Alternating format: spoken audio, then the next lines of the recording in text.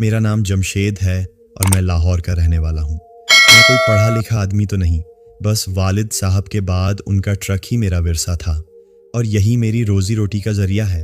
पिछले 15 साल से मैं पाकिस्तान के कोने कोने में माल लेकर जाता हूँ। कभी सफ़र दिन का होता है, कभी रात का, और कभी कभी तो मंजिल इतनी दूर होती है कि दिन और रात का फ़र्क ही मिट जाता है। सड़कें ही हमारा घर होती हैं और ट्रक का केबिन ही हमारा बिस्तर। इन लंबे सफ़रों में हम ड्राइवर न जाने किन किन हालात से गुजरते हैं।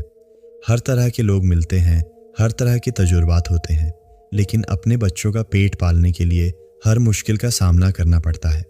मगर कभी कभी ज़िंदगी में कुछ ऐसा हो जाता है जिसे आप भुलाने की जितनी भी कोशिश करें, वो एक नासूर की तरह आपके जहन में ज़िंदा रहता है। ऐसा ही एक वाक़या मेरे साथ भी पेश आया था, जो मैं आज आप सबको बताना चाहता हूँ। ये बात है कोई 2 साल पहले की, जब मुझे लाहौर से कुछ सनाती सामान लेकर सिंध के शहर सुक्कर जाना था। सफ़र काफ़ी लंबा था और सबसे बड़ी बात यह थी कि मैं सुक्कर पहले भी कई बार जा चुका था, लेकिन हमेशा नेशनल हाईवे N5 से जाता था। इस बार मेरे एक साथी ड्राइवर ने मुझे एक कच्चे और अंदरूनी रास्ते का बताया, जो बकौल उसके मरकज़ी शाहरा से काफ़ी छोटा था और तकरीबन 100-125 किलोमीटर बचा सकता था। वक्त और डीजल बचाने के लालच में मैंने इसी रास्ते से जाने का फ़ैसला कर लिया। मैंने लाहौर से अपना सफ़र दोपहर के वक्त शुरू किया। रास्ते में मुख्तलिफ शहरों और कस्बों से गुजरता हुआ पंजाब की हदूद से निकलने लगा। रास्ते में 1-2 जगह रुककर चाय पी, खाना खाया और कुछ देर आराम करके फिर से अपनी मंजिल की तरफ चल पड़ा। जब मैंने पंजाब की हदूद को छोड़कर सिंध में कदम रखा तो शाम गहरी हो चुकी थी और सूरज मगरिब में डूब रहा था। चारों तरफ अंधेरा फैलना शुरू हो गया था। मैं एक छोटे से गांव से गुजरा। मुझे इस रास्ते के बारे में ज़्यादा कुछ मालूम नहीं था। थोड़ा आगे गया तो सड़क 2 हिस्सों में तकसीम हो रही थी। एक रास्ता सीधा जा रहा था और दूसरा बाईं तरफ मुड़ रहा था। अब मैं परेशान हो गया कि किस तरफ जाऊं। जिस दोस्त ने मुझे इस शॉर्टकट का बताया था, उसने ये तो नहीं कहा था कि आगे जाकर 2 रास्ते आएंगे। काफ़ी सोच विचार के बाद मैंने बाईं तरफ वाली सड़क पर अपना ट्रक मोड़ लिया। मुझे लगा कि यही सही रास्ता होगा, क्योंकि इसकी हालत सीधा जाने वाली सड़क से कदरे बेहतर थी। दूसरी सड़क काफ़ी टूटी फूटी और वीरान लग रही थी।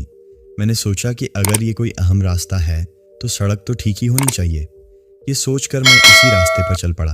अभी मैं कुछ ही किलोमीटर आगे बढ़ा था कि चारों तरफ घुप अंधेरा छा गया। सड़क के दोनों तरफ न तो कोई आबादी थी और न ही कोई रोशनी, बस मेरे ट्रक की हेडलाइट्स थीं जो इस तारीकी को चीरती हुई आगे बढ़ रही थीं। मैं सोचने लगा कि ये कैसा रास्ता है, यहाँ तो स्ट्रीट लाइट्स का नामो निशान तक नहीं। खैर, मैंने इन बातों को झटक कर अपनी रफ्तार बढ़ा दी ताकि जल्द से जल्द किसी आबादी वाले इलाके तक पहुंच सकूं। मैं तेज़ रफ्तारी से ट्रक चला रहा था कि अचानक मुझे ऐसा महसूस हुआ जैसे किसी ने मेरे कान में कुछ सरगोशी की है। मैंने चौंक कर इधर उधर देखा। केबिन में मेरे सिवा कोई नहीं था। मैंने सोचा कि शायद मेरा वहम होगा, थकावट की वजह से ऐसा लग रहा है। मैंने इस बात पर ज़्यादा ध्यान नहीं दिया और आगे बढ़ता रहा।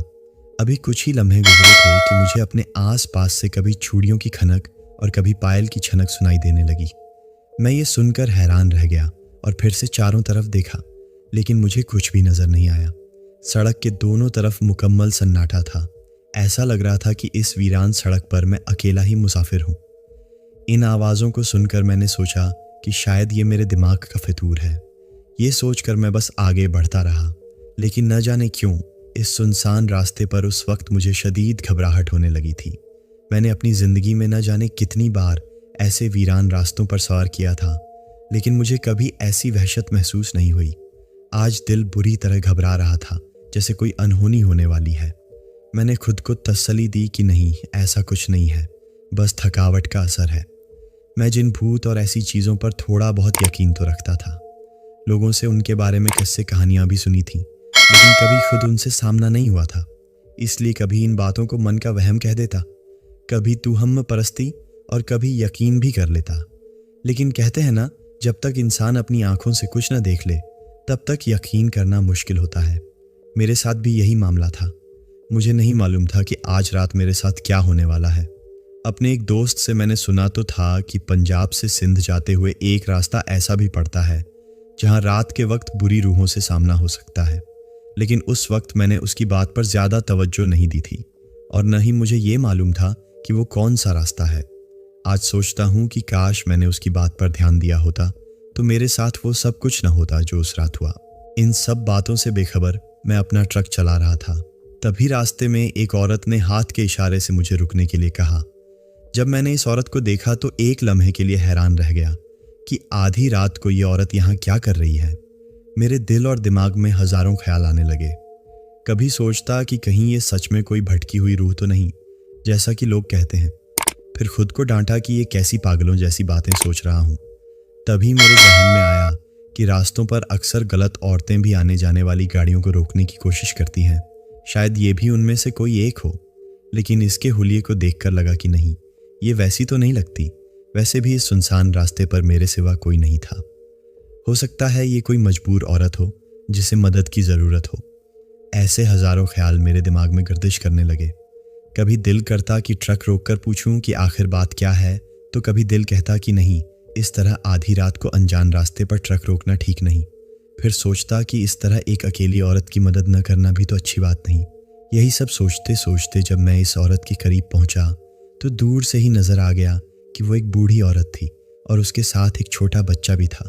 वो रास्ते पर आने जाने वाली गाड़ियों का इंतजार करते हुए बेचैनी से इधर उधर देख रही थी। मेरा ट्रक आता देखकर वो बार बार हाथ से मुझे रुकने का इशारा करने लगी। इस बूढ़ी औरत को देखकर मेरे दिल का खौफ कुछ कम हुआ और मैंने अपना ट्रक उसके पास जाकर रोक दिया।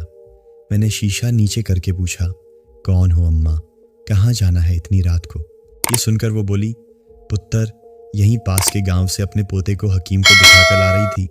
वापसी पर कोई सवारी नहीं मिली, बस आगे वाले गांव तक ही जाना है। छोड़ दोगे क्या? उसकी आवाज़ में एक आजिज़ी थी। मैं कुछ देर सोचता रहा, फिर बोला, ठीक है अम्मा, आ जाओ।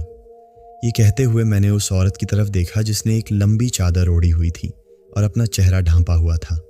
उसकी गोद में एक 4-5 साल का बच्चा था। मैंने फिर कहा, आ जाओ अम्मा। ये सुनकर वो औरत बोली, अल्लाह भला करे पुत्र तेरा। ये कहते हुए वो अपने पोते के साथ ट्रक में बैठ गई। मैंने देखा कि उसने बहुत लंबा नकाब किया हुआ था और उसका पोता उसकी गोद में सो रहा था। मैंने उसकी तरफ ज़्यादा ध्यान नहीं दिया और ट्रक आगे बढ़ा दिया। अभी मैं कुछ ही आगे बढ़ा था कि अचानक मुझे कुछ अजीब सी आवाज़ें सुनाई देने लगीं। गौर से सुना तो वो किसी के रोने की आवाज़ें थीं। ये सुनकर मैंने सोचा कि कहीं ये बच्चा तो नहीं रो रहा, लेकिन आवाज़ ऐसी लग रही थी जैसे काफ़ी दूर से आ रही हो। फिर भी मैंने उस बच्चे की तरफ देखा तो वो आराम से सो रहा था। ये देखकर मैंने अपनी निगाहें दोबारा सड़क पर जमा लीं। अचानक मुझे फिर से कुछ अजीब महसूस हुआ और मैंने बगैर इख्तियार उस बच्चे की तरफ देखा। मैंने अभी उसकी तरफ देखा ही था कि उस बच्चे ने अचानक अपनी आंखें खोल दी। जिस तरह उसने आंखें खोली थीं, एक पल के लिए तो मैं डर ही गया। फिर देखते ही देखते वो बच्चा पूरी तरह बदलने लगा। उसकी आंखें बिल्कुल सफ़ेद हो गईं, चेहरा बेहद खौफनाक हो गया। उसका पूरा जिस्म सफ़ेद पड़ गया था और जगह जगह से उसके जिस्म से खून रिस रहा था। उसकी गर्दन पर एक गहरा काटने का निशान भी था। ये मंजर देखकर मैं बुरी तरह घबरा गया। अब मैंने कांपते हुए उस औरत की तरफ देखा। उस औरत ने मेरी तरफ देखा और अपनी चादर हटाई। उसकी चादर के पीछे जो था उसे देखकर मेरे होश उड़ गए। उस चादर के पीछे कोई औरत नहीं बल्कि एक चुड़ैल थी। उसका चेहरा बेहद डरावना था, आंखें सफ़ेद और दांत बहुत लंबे, जिनसे लग रहा था जैसे अभी खून टपक पड़ेगा। उसका पूरा चेहरा कटा फटा था और धीरे धीरे वो एक हड्डियों का ढांचा नजर आने लगी। उसके हाथों के नाखून बहुत बड़े हो गए थे। ये देखकर तो मेरे ओसान खता हो गए। मैं थर थर कांपने लगा। तभी उस बच्चे ने एक अजीब सी मुस्कुराहट के साथ मेरी तरफ देखा।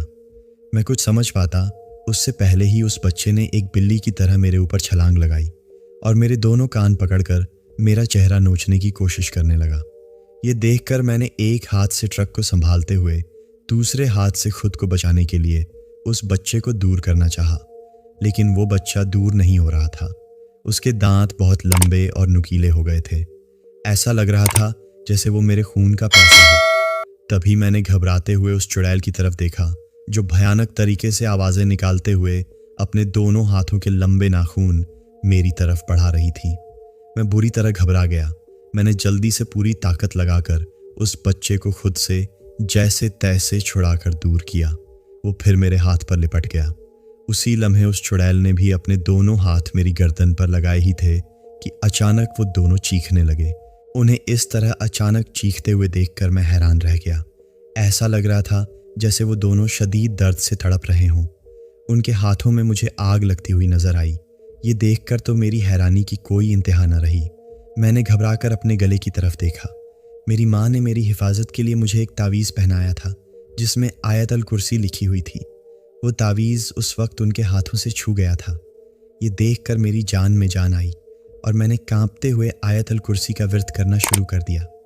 घबराहट की वजह से मेरी ज़बान लड़खड़ा रही थी, लेकिन मैं बस बार बार अल्लाह का नाम लिए जा रहा था, क्योंकि अब मुझे भरोसा हो गया था कि सिर्फ अल्लाह ही मेरी हिफाजत कर सकता है। वो चुड़ैल और उसका बच्चा दर्द से चीखते हुए ट्रक से नीचे कूद गए। उनकी चीखने की आवाज़ें दूर तक सुनाई दे रही थीं। वो आवाज़ें इतनी भयानक थीं कि मैं आपको बता नहीं सकता। उस वक्त मेरे साथ जो कुछ हुआ था उसकी वजह से मैं बहुत ज़्यादा घबरा गया था। मैंने डरते हुए उसके बाद मुड़कर पीछे भी नहीं देखा और तेज़ रफ्तारी से अपने ट्रक को भगाता रहा। मैं तब तक अपने ट्रक को भगाता रहा जब तक कुछ आगे जाकर मुझे एक रोशन ढाबे की लाइटें नज़र नहीं आ गईं। उसे देखकर मैंने अपने ट्रक को रोका और कांपते हुए उसके अंदर चला गया। उस ढाबे की रोशनियां देखकर मेरी जान में जान आई थी। मेरा दिल अभी तक ज़ोर ज़ोर से धड़क रहा था और पूरा जिस्म पसीने में शरबोर था। मुझे उस चुड़ैल या उसके बच्चे का अब इतना डर नहीं था, क्योंकि मुझे यकीन हो गया था कि मेरे गले में मौजूद तावीज़ की वजह से वो मेरा कुछ नहीं बिगाड़ सकते। लेकिन दिल की धड़कन काबू से बाहर थी। मैं जब उस ढाबे पर पहुंचा और अपने लिए खाने का ऑर्डर दिया तो ढाबे का मालिक, जो एक बुजुर्ग सूरत इंसान था, मेरे पास आया और बोला, क्या लाऊं साईं? मैंने खाने का ऑर्डर दिया और वो कुछ देर में मेरे लिए खाना ले आया। लेकिन मैं उस वक्त इतना घबराया हुआ था कि मुझसे निवाला तोड़ा नहीं जा रहा था। मेरी हालत देखकर उसने पूछा, क्या बात है साईं, खैरियत तो है? बड़े परेशान लग रहे हो। उसके शफकत भरे लहजे को सुनकर मेरे आंसू निकल आए। मैंने घबराते हुए उसे सारी बात बता दी। ये सुनकर उस बुजुर्ग के चेहरे पर दुख के गहरे तासुरात नुमायां हुए। उसके चेहरे का रंग फक हो गया। ये देखकर मैं बोला, बाबा जी कोई बात है क्या? उसने एक ठंडी आह भरी और जो बताया उसे सुनकर मेरे पैरों तले से ज़मीन निकल गई। वो बोला, बेटा, जिस औरत और बच्चे को तुमने देखा वो कोई और नहीं, मेरी बीवी और मेरा पोता थे। ये सुनकर मैं हैरत से गंग रह गया। मैं बोला, लेकिन वो दोनों तो। वो मेरी बात काटते हुए बोला, हाँ बेटा, वो दोनों मर चुके हैं और अब उनकी रूहें भटक रही हैं। चुड़ैल और पेशाच का रूप धार लिया है उन्होंने। ये कहते हुए उसने अपनी आंखों में आए आंसू पोंछे। तुम्हारी तरह अक्सर लोगों के मुंह से मैं ये सब कुछ सुनता हूँ। कई लोगों की तो मौत भी हो चुकी है इस रास्ते पर, लेकिन मैं क्या करूँ? मैं चाहते हुए भी कुछ नहीं कर सकता। अब वो दोनों तो रूहें हैं, मेरी भी नहीं सुनेंगे। हो सकता है मुझे भी मार दें। ये सुनकर मुझे बड़ी हैरानी हुई और मैं उसकी तरफ देखते हुए बोला, बाबा जी, आखिर उनके साथ ऐसा क्या हुआ था जो वो दोनों इस तरह भटक रहे हैं? ये सुनकर उस ढाबे वाले की आंखों से आंसुओं की लड़ी बहने लगी। वो बोला, हमारा भी इसी गांव में एक हंसता खेलता खानदान था। मैं, मेरी बीवी, मेरा बेटा, बहू और मेरा पोता, हम सब खुशी खुशी अपनी ज़िंदगी गुजार रहे थे। लेकिन हमारी थोड़ी सी जरई ज़मीन पर गांव के कुछ बासर लोगों की नज़र थी। वो लोग हमसे कोड़ियों के दामों वो ज़मीन हथियाना चाहते थे, लेकिन वो ज़मीन ही हमारी रोज़ी रोटी का वाहिद सहारा थी। इसी बात पर रोज़ लड़ाई झगड़ा होता रहता था। एक दिन झगड़ा इतना बढ़ा कि बात हाथापाई तक पहुंच गई। उनमें से एक लड़का लाठी लेकर मेरे बेटे को मारने के लिए दौड़ा। मेरे बेटे ने अपना बचाव करते हुए उसे धक्का दे दिया। बदकिस्मती से उस लड़के का पैर फिसला और वो पीछे पड़े एक पत्थर पर सर के बल गिरा। उसके सर में अंदरूनी चोट आई और अस्पताल पहुंचते पहुंचते उसकी मौत हो गई। ये सब हमारे लिए किसी कयामत से कम नहीं था। दूसरे फरीक ने अपने बेटे की मौत का सारा इल्ज़ाम मेरे बेटे पर डाल दिया। पुलिस केस हुआ और पुलिस मेरे बेटे को गिरफ्तार करके ले गई। पूरे घर में मातम का समा था। हम सब बहुत परेशान थे। गांव वालों के ताने हमें जीने नहीं दे रहे थे। हर कोई हमें कातिल के घर वाले कहकर पुकारता। लोगों की बातों से तंग आकर हमने घर से बाहर निकलना छोड़ दिया।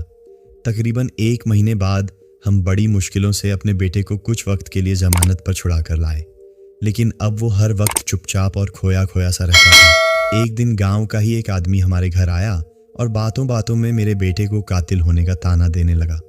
मेरा बेटा पहले ही इन सब की वजह से टूट चुका था।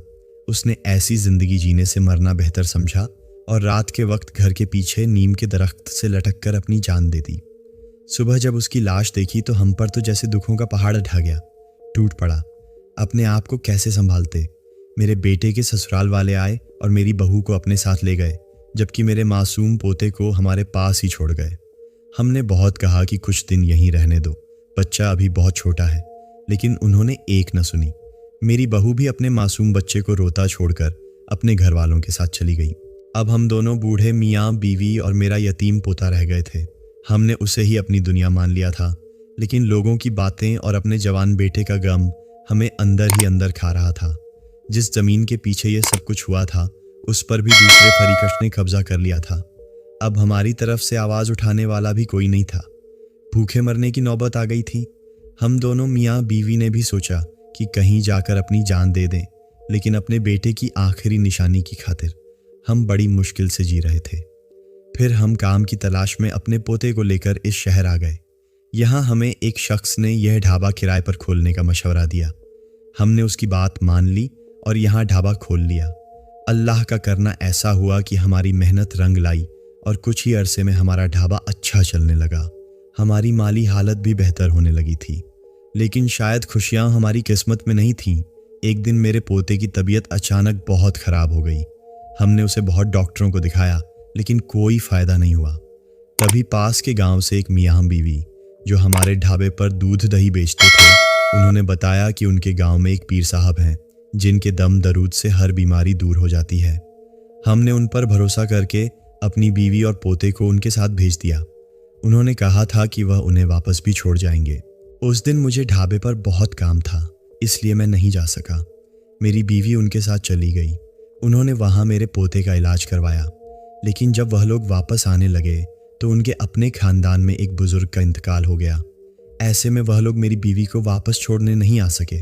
उन्होंने उसे रात रुकने के लिए कहा, लेकिन मेरी बीवी ने मना कर दिया, क्योंकि उसका कहना था कि बच्चे का अभी इलाज करवाया है और ऐसे माहौल में रुकना ठीक नहीं।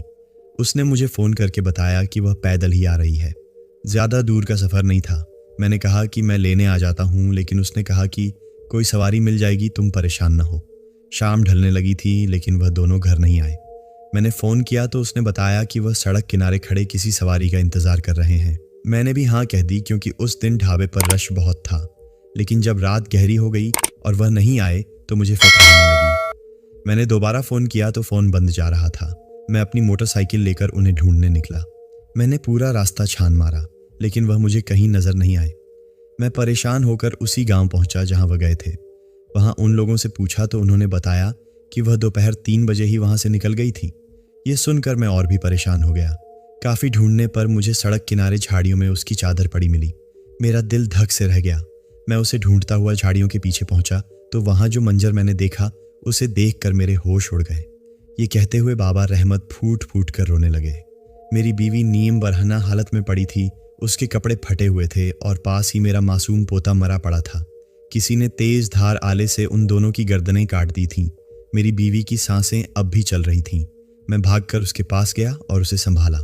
उसने टूटती हुई आवाज़ में बस इतना ही कहा कि एक ट्रक ड्राइवर ने उन्हें आगे छोड़ने का कहकर बिठाया था, लेकिन उस दरिंदे ने रास्ते में ट्रक रोककर उसके साथ ज़बरदस्ती की और फिर यह सोचकर कि कहीं वह जिंदा न बच जाए, चाकू से उन दोनों पर हमला किया और उन्हें यहाँ फेंक कर चला गया। ये कहते हुए उसने मेरी बाहों में ही दम तोड़ दिया। मेरी बीवी और पोते की मौत से मैं बिल्कुल टूट चुका था। पुलिस केस हुआ, लेकिन वह गुनाहगार कभी पकड़ा नहीं गया। न जाने कौन घटिया इंसान था जिसने एक बूढ़ी औरत और एक मासूम बच्चे को भी अपनी हवस का निशाना बना डाला। तब से उन दोनों की रूहें इंसाफ के लिए भटक रही हैं और हर ट्रक ड्राइवर को अपना कातिल समझकर उसकी जान ले लेती हैं। बाबा रहमत की कहानी सुनकर मेरा पूरा वजूद कांप रहा था। मैं उसी कमरे में बैठा था जो बाबा रहमत ने मुझे रात गुजारने के लिए दिया था। मेरे जहन में वही सब बातें घूम रही थीं। तभी अचानक कमरे की लाइट जलने बुझने लगी। यह देखकर मेरी घबराहट और बढ़ गई। पूरे कमरे में तेज तेज रोने और चीखने की आवाज़ें गूंजने लगीं। जो लाइट जल बुझ रही थी, उसकी रोशनी में मुझे कमरे के एक कोने में वही औरत अपने पोते को गोद में लिए खड़ी दिखाई दी। उसे देखकर मैं बुरी तरह घबरा गया, क्योंकि वह औरत बहुत ज़्यादा डरावनी लग रही थी। बिल्कुल हड्डियों का ढांचा, जिस्म पर जगह जगह चोट के निशान, आंखें सर्क अंगारा और उसका पोता जिसका रंग बिल्कुल सफ़ेद हो चुका था और आंखों की पुतलियां जैसे बाहर को लटक आई थीं, वह दोनों इतने भयानक थे कि मुझे लगा कि मैं अभी बेहोश हो जाऊंगा। वह दोनों मेरी तरफ बढ़े और उस बूढ़ी औरत ने चीखते हुए मेरा रास्ता रोक लिया। उस चुड़ैल को अपने सामने देखकर मेरी सांसें जैसे सीने में ही अटक गई थीं। मैं चीखना चाहता था लेकिन मेरी आवाज़ हलक में ही दब कर रह गई। वह बूढ़ी औरत गुस्से में मेरी तरफ देखने लगी और फिर अजीब तरीके से अपनी गर्दन घुमाते हुए उसने अपना हाथ मेरी तरफ बढ़ाया, जो देखते ही देखते लंबा होने लगा। उसका हाथ मेरी तरफ बढ़ता देखकर मेरा खून सुख्त हो गया, लेकिन जैसे ही उसका हाथ मेरे करीब पहुंचा, उसे जैसे कुछ याद आया और वह एकदम पीछे हट गई। शायद मेरे गले में मौजूद तावीज़ की वजह से वह मुझे छू नहीं पा रही थी। अब वह गुस्से में चीखने लगी। वह रोबोट की तरह अपने बच्चे को गोद में लेकर पूरे कमरे में घूमने लगी। मैं घबराया हुआ बस उसे देखे जा रहा था। अचानक दरवाज़ा खुलने की आवाज़ आई। वह चुड़ैल और उसका बच्चा एक काले धुएं में तब्दील हुए और रोशनदान से बाहर निकल गए। मैंने घबरा कर दरवाजे की तरफ देखा तो बाबा रहमत पानी का जग लिए खड़ा था। मेरी हालत देखकर वह भागता हुआ मेरे पास आया और बोला, क्या हुआ साईं? मैं हकलाते हुए कुछ बोल भी नहीं पा रहा था। उसने मुझे पानी पिलाया और जब मैंने उसे सारी बात बताई तो वह भी हैरान रह गया। वह बोला, साईं, उसकी नज़र तुम पर पड़ गई है। वह तुम्हारा पीछा नहीं छोड़ेगी। आज की रात यहीं रुक जाओ, यहाँ से जाना ठीक नहीं। लेकिन जो कुछ हो रहा था उसके बाद वहाँ एक पल भी रुकना मेरे लिए मुमकिन नहीं था। मेरी हालत देखकर बाबा रहमत ने अपने मोबाइल में ऊंची आवाज़ में सूरह अल बकरा की तिलावत लगा दी और मेरे पास ही दूसरे पलंग पर लेट गया। उसने कहा, घबराओ मत साईं, अब कुछ नहीं होगा। कुरान की आवाज़ सुनकर मेरे दिल को कुछ सुकून मिला। मैं लेट तो गया लेकिन नींद आंखों से कोसों दूर थी। बाबा रहमत शायद अपनी पिछली बातें याद करके रो रहा था। मैं करवटें बदलता रहा।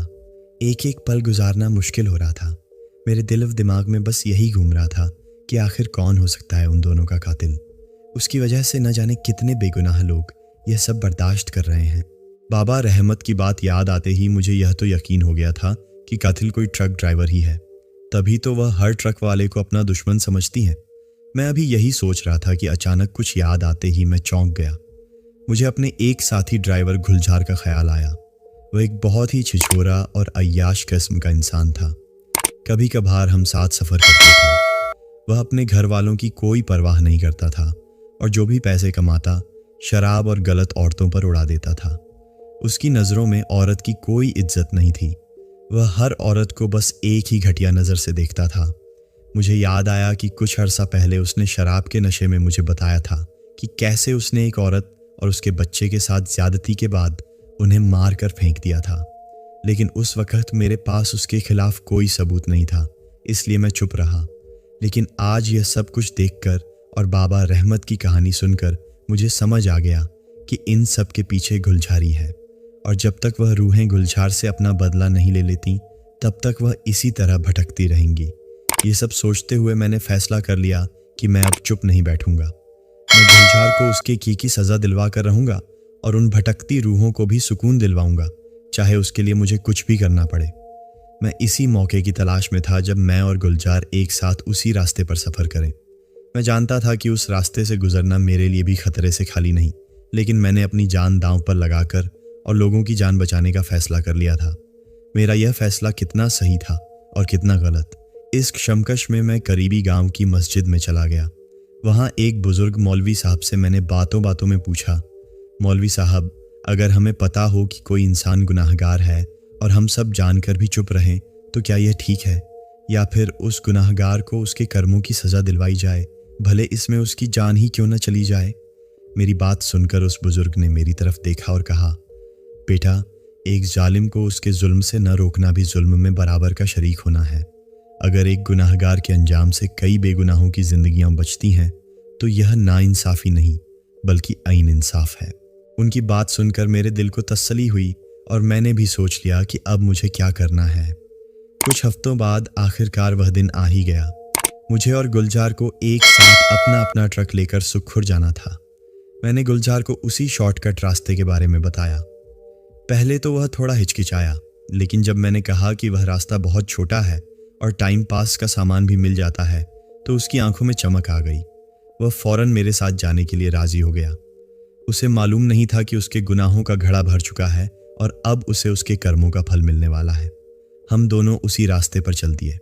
उस रात भी उसी जगह पर उस रूह ने फिर से हाथ देकर मेरा ट्रक रोकने की कोशिश की, लेकिन मैंने ट्रक नहीं रोका।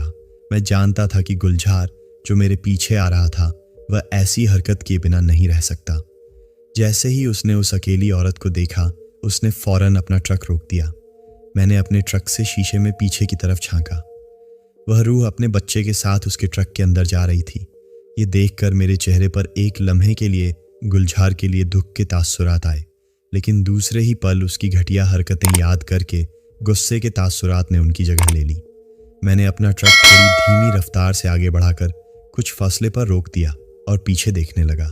तभी अचानक पूरे आसमान में गुलजार की दिल दहला देने वाली चीखें गूंजने लगीं। वह चीखें इतनी भयानक और दर्द भरी थीं कि मेरे रोंगटे खड़े हो गए। मैंने अपने ट्रक में ऊंची आवाज में कुरान की तिलावत चला रखी थी। कुछ देर बाद मैंने देखा कि उन रूहों ने गुलजार की बुरी तरह नोची हुई लाश को ट्रक से नीचे फेंक दिया था। वह दोनों उसकी लाश के पास खड़े मेरी तरफ देख रहे थे। ये देखकर मेरी आंखों में आंसू आ गए। मैंने वहां से अपना ट्रक आगे बढ़ा दिया और सीधा बाबा रहमत के ढाबे पर आकर रुका। मुझे देखकर बाबा रहमत थोड़ा हैरान हुआ। मैंने उसकी तरफ देखते हुए कहा, बाबा जी फिक्र न करें, आज के बाद इस रास्ते पर कोई ऐसी अनहोनी नहीं होगी। वह मेरी बात समझा नहीं, लेकिन मैंने भी उसे पूरी सच्चाई नहीं बताई। अगले दिन पुलिस को गुलजार की लाश मिली। चूंकि मैं उसके साथ आया था इसलिए मुझसे भी पूछताछ की गई। मैंने बता दिया कि वह रास्ते में रफा हाजत के लिए रुका था और मैं आगे आ गया। मैंने उसका इंतज़ार किया, लेकिन जब वह नहीं आया तो मुझे लगा कि शायद वह वापस चला गया होगा। पुलिस ने भी उसकी मौत को किसी जंगली जानवर का हमला करार देकर केस बंद कर दिया। कुछ महीनों बाद जब मैं दोबारा उस रास्ते से गुजरा तो बाबा रहमत के ढाबे पर रुका। मुझे देखकर वह बोला, साईं तुमने सही कहा था, उस दिन के बाद से यहाँ कुछ नहीं हुआ। लगता है जिसने मेरी बीवी और पोते की जान ली थी उसे उसके किए की सज़ा मिल गई है और उनकी रूहों को सुकून मिल गया है। ये सुनकर मैंने भी हाँ में सर हिला दिया। उस रूह को तो मुक्ति मिल गई थी, गुलजार को अपने कर्मों की सज़ा भी मिल गई थी, लेकिन मेरे साथ जो कुछ हुआ था मैं उस वाक़ये को कभी भुला नहीं पाया। आज भी जब मैं किसी सुनसान रास्ते पर सफ़र करता हूँ तो वही बातें याद आने लगती हैं और मेरे जिस्म में एक सर्द लहर दौड़ जाती है। शायद उन वाक़यात को मैं कभी भूल भी नहीं पाऊंगा। कभी सोचता हूँ कि अगर मैं उस रास्ते से न गुजरता तो मेरे साथ इतना सब कुछ न होता, और कभी सोचता हूँ कि अगर मैं उस रास्ते से न गुजरता तो गुलजार को अपने गुनाहों की सज़ा नहीं मिल पाती और न जाने कितने ही बेगुनाह लोग उसकी वजह से अपनी जान गंवाते। शायद अल्लाह जो करता है अच्छा ही करता है, इसीलिए शायद उस रास्ते से मेरा गुजरना एक तरह से अच्छा ही था।